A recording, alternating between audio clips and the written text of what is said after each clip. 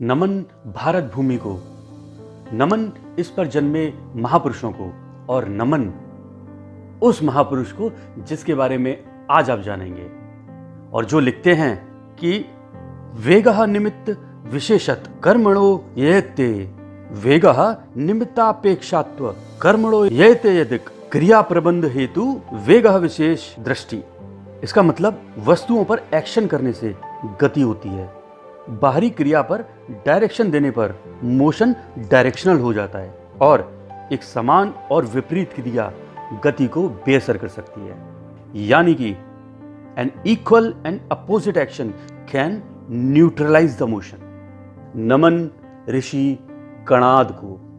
ऋषि कणाद एक प्राचीन भारतीय वैज्ञानिक और फिलोसोफर थे जिन्होंने भारतीय फिलॉसफी के वैशेषिक स्कूल की स्थापना की, जो सबसे पहली भारतीय फिजिक्स को भी रिप्रेजेंट करता है। हालांकि इनके जीवन के बारे में बहुत कम जानकारी है, लेकिन इनके 6वीं से 2री शताब्दी ईसा पूर्व के बीच किसी समय में रहने का अनुमान है। उनके नाम कणाद का अर्थ है एटम ईटर, यानी कि परमाणु भक्षक। इन्हें संस्कृत टेक्स्ट में वैशेषिक सूत्र, फिजिक्स और फिलॉसफी के लिए एक एटॉमिक अप्रोच की नींव विकसित करने के लिए भी जाना जाता है। इनके टेक्स्ट को कणाद सूत्र के रूप में भी जानते हैं। कणाद द्वारा स्थापित एक एटॉमिक थ्योरी को प्रोसेस करके लॉजिक और रियलिज्म को अप्लाई करने के बाद यूनिवर्स के क्रिएशन और एग्जिस्टेंस को एक्सप्लेन कर सकते हैं, जो कि मानव इतिहास में सबसे पहले ज्ञात सिस्टमैटिक और रियलिस्टिक ऑन्टोलॉजी है। कणाद के अनुसार किसी भी चीज का सब डिवीजन संभव है, लेकिन यह सब डिवीजन कभी ना खत्म होने वाली प्रोसेस नहीं है, क्योंकि लास्ट में एक समय आता है जब डिवीजन होना पॉसिबल ही नहीं होता।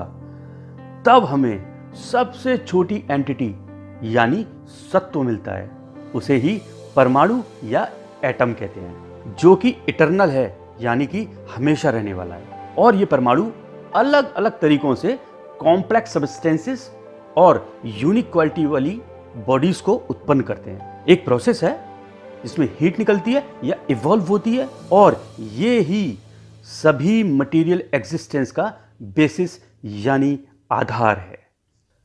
कणाद के विचार हिंदू धर्म के अन्य स्कूल्स पर भी प्रभावशाली थे और इसके इतिहास में हिंदू फिलॉसफी के साथ क्लोजली जुड़ा हुआ है। कणाद सिस्टम या प्रणाली 6 गुणों यानी प्रॉपर्टीज या पदार्थों की बात करती है। वह दावा करते हैं कि ये ब्रह्मांड में हर चीज का वर्णन करने के लिए पर्याप्त हैं।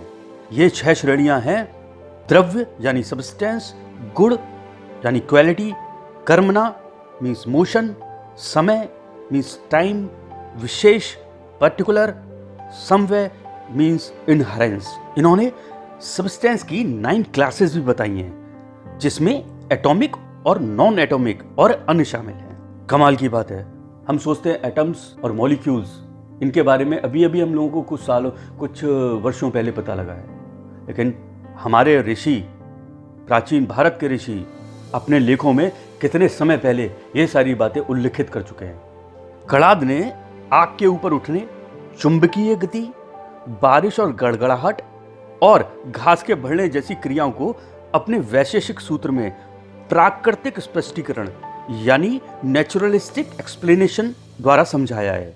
कणाद एक ऐसे संत थे जो मानते थे कि कोई भी व्यक्ति वेदों की पवित्रता और ज्ञान के साथ सब कुछ कर सकता है। Nothing is impossible to one who is with piety and knowledge of Vedas. इनकी कुछ विशेष लिखित बातें अगर बताऊं तो इनके अनुसार आत्मा अविनाशी है, जो कुछ समय के लिए भौतिक शरीर में है।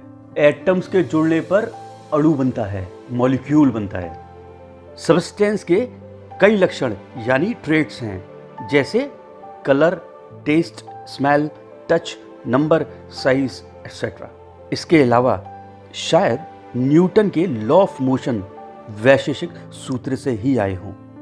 तो कणाद ने धर्म, फिलॉसफी और रसायन शास्त्र में बहुत योगदान दिया है। तो पढ़िए, जानिए और गर्व कीजिए ऋषि कणाद पर, भारत भूमि पर और अपने आप पर, क्योंकि आप इस देश की संतान हैं। धन्यवाद। नमस्कार।